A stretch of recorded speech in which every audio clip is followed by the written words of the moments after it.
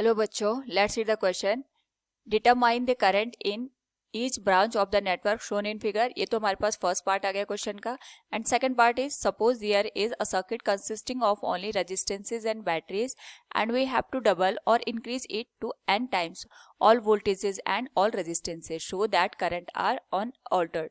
Now to answer this question first we will discuss here the key concept and here the key concept will be Kirchhoff voltage law and Kirchhoff current law. तो यहाँ पे जो हमारे पास Kirchhoff voltage law है, ये जो energy conservation का law होता है उस पे बेस होता है, और जो हमारे पास यहाँ पे करंट लॉ होता है ये चार्ज के कंजर्वेशन पे यहाँ पे डिपेंडेंट होता है.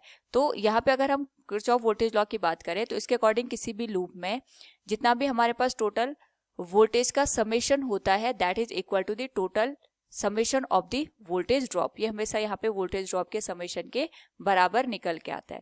दूसरा हम यहाँ पे यूज करेंगे किर्चॉफ्स करंट लॉ की. तो किर्चॉफ करंट लॉ के अकॉर्डिंग किसी भी जंक्शन पे जो भी हमारे पास यहाँ पे इनकमिंग करंट होती है उसका सम यहाँ पे आउटगोइंग करंट के सम के बराबर होता है. So we can write here current incoming will be equal to summation of current outgoing. Now यहाँ पे अकॉर्डिंग टू द क्वेश्चन हमारे पास दो पार्ट दे रखे हैं. तो पहले पार्ट के अकॉर्डिंग हमें यहाँ पे जो करंट की वैल्यू है I1, I2, I3 वो कैलकुलेट करनी है. इसके अकॉर्डिंग सबसे पहले हम यहाँ पे क्लोज लूप को फाइंड आउट करेंगे. 3 अननोन करंट्स है तो हम यहाँ पे 3 लूप के थ्रू करंट को सॉल्व करेंगे, या फिर हम यहाँ पे करंट को फाइंड आउट करने के लिए जंक्शन रूल का यूज करके भी तो सबसे पहले हम यहाँ पे अगर बात करें तो हमारे पास यहाँ पे जो 3 लूप बन रहे हैं this will be the first loop, this will be the second and this will be the third loop. तो यहाँ पे हम जो भी लूप को कंसिडर करेंगे उनमें क्लॉकवाइज डायरेक्शन को कंसिडर करके चलेंगे. और यहाँ पे अगर हम सबसे पहले बात करें in loop A D C ए में, इस वाले लूप की हम बात कर रहे हैं यहाँ पे. इस पर्टिकुलर केस में जो भी हमारे पास जो बैटरी का या फिर हम कह सकते हैं वोल्टेज का समेशन होगा that will be equal to the summation of the voltage drop. तो इस पर्टिकुलर केस में एक ही बैटरी यहाँ पे लगी है that is of the 10 volt. और यहाँ पे अगर हम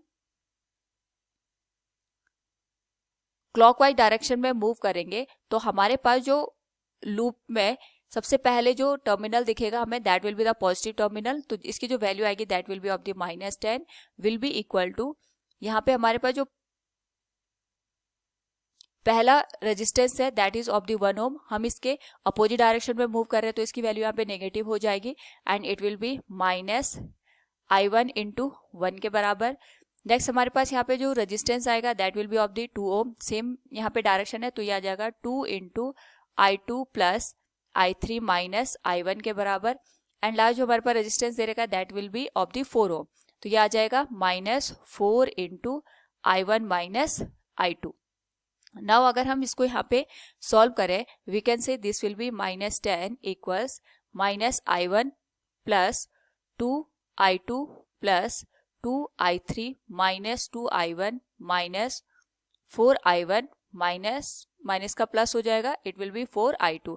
सॉल्व करने पे this value will be -10 equals -I1 minus 2I1. तो ये आ जाएगा -3I1 के बराबर 2I2 और ये 4I2 plus 6I2 2I3 that will be plus 2I3. This will be given as equation number first. Next जो हम यहाँ पे लूप यूज करेंगे that will be loop A B C A. इस पर्टिकुलर केस में हमारे पास यहाँ पे एक ही वोल्टेज यूज होगा that will be of the 10 volt. तो ये आ जाएगा 10 इक्वल्स जो यहाँ पे ड्रॉप आकर होगा ये हमारे पास 4 ओम के अक्रॉस होगा, 2 ओम के अक्रॉस होगा और 1 ओम के अक्रॉस होगा. तो इसके करस्पॉन्डिंग हमारे पास जो इक्वेशन बनेगी it will be given as 4I2 plus 2 into I2 plus I3 and last one will be I1. Now इसको अगर हम सॉल्व करें it will be 10 equals 4I2 plus 2I2 6I2 plus 2I3 plus I1 के. This will be equation number second. Now यहाँ पे हमारे पास जो थर्ड लूप है अगर हम इसको कंसिडर करें सी बी डी सी में first we will see the potential. तो जब हम क्लॉकवाइज डायरेक्शन में जाएंगे तो पॉजिटिव टर्मिनल दिखेगा, तो हम इसका यहाँ पे नेगेटिव वैल्यू यूज करेंगे, that will be of the -5 will be equal to -2 into I2 plus I3 minus I1 and this will be -2 into I2 plus I3। Now अगर हम इसको सॉल्व करें, this will be -5 equals -2 I2 -2 into I3 minus का plus हो जाएगा 2 I1 -2 I2 -2 I3 के बराबर। So from here अगर हम इसको सॉल्व करें, it will be -5 equals -2 I2 this will become -4 I2 plus 2 I1 -4 I3। Negative sign को अगर हम दोनों साइड सॉल्व करें, it will be 5 equals 4 I2 -2 I1 plus 4 I3 के। This will be equation number 3। Now अगर हम यहाँ पे जंक्शन सी की बात करें तो हमारे पास जो I2 और I3 है ये हमारे पास जंक्शन में एंटर कर रही है और जो I1 है ये जंक्शन को लीव कर रही है। इसके करस्पॉन्डिंग अगर हम ये वाली वैल्यू को देखें तो it is showing I2 plus I3 minus I1 के बराबर। तो वी कैन से यहाँ पे हमारे पास जो I2 प्लस I3 की वैल्यू होगी that will be equal to I1 के, तभी जाके हमारे पास जो जंक्शन पे KCL रूल है वो यहाँ पे सेटिस्फाई हो पाएगा। So we can say here I2 plus I3 will be given as equals to I1 के। This will be equation number 4। अब हम इसी इक्वेशन का यूज करके इक्वेशन जो 3 है और इक्वेशन 2 है इसको मॉडिफाई करके इन दोनों का यूज करके ही सारी वैल्यूज को कैलकुलेट कर सकते हैं। सो फ्रॉम हियर हम यहाँ पे सबसे पहले अगर इक्वेशन 3 को देखेंगे तो we can write 5 equals 4 I2 plus 4 I3 और I1 को अगर हम यहाँ पे रिप्लेस कर दे तो ये आ जाएगा I2 प्लस I3 के बराबर। सॉल्व करने पे this value will be 5 equals 4 I2 minus 2 I2 2 I2 के बराबर 4 I3 minus 2 I3 this will be 2 I3 के बराबर। This will be equation number 5। Now यहाँ पे अगर हम सिमिलर वैल्यू पुट कर दे इन इक्वेशन नंबर 2 तो we can say this will be from equation 2 तो ये आ जाएगा 10 इक्वल्स वैल्यू आ जाएगी हमारे पास यहाँ से 6 I2 plus 2 I3 plus I1 के बराबर। This can be written as 6 I2 plus 2 I3 plus I1 को हम रिप्लेस कर देंगे यहाँ पे I2 प्लस I3 के साथ, तो जो वैल्यू निकल के आएगी it will be 10 equal 6 I2 plus 2 I3 plus I2 plus I3 और अगर मॉडिफाई करके इसको लिखें तो ये आ जाएगा 10 इक्वल्स 7 I2 प्लस 3 I3 के बराबर। This will be given as equation number 6। Now यहाँ पे अगर हम इक्वेशन 6 और इक्वेशन 5 को देखें तो यहाँ पे हम इन दोनों को सॉल्व करके I2 और I3 की वैल्यू फाइंड आउट कर सकते हैं। इसके लिए हम यहाँ पे जो हमारे पास इक्वेशन नंबर 6 है इसको 2 से इंटू कर देते हैं और जो हमारे पास यहाँ पे इक्वेशन नंबर 5 है इसको 7 से मल्टीप्लाई कर देते हैं और दोनों को सब्ट्रैक्ट करने पे जो हमारे पास वैल्यू निकल के आएगी this will be given as 35 equals 14 I2 plus 14 I3 और ये वैल्यू हो जाएगी हमारे पास 20 इक्वल्स 14 I2 प्लस 6 I3 के बराबर। अगर सॉल्व करें इसको यानी सब्ट्रैक्ट कर दें तो हमारे पास ये वैल्यू तो कैंसिल हो जाएगी। दिस विल बी 15 और ये वैल्यू आ जाएगी 8 I3। नाउ यहाँ से जो I3 की वैल्यू निकल के आएगी this will B 15/8 ampere.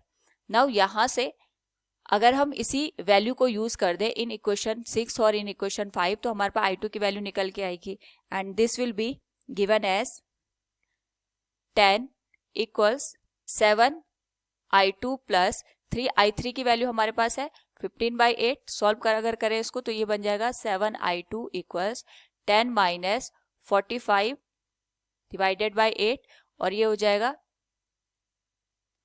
80 minus 45 divided by 7। इस होल वैल्यू को अगर हम यहाँ पे सॉल्व कर दें तो हमारे पास जो वैल्यू निकल के आएगी I2 की that will be given as 5/8 ampere.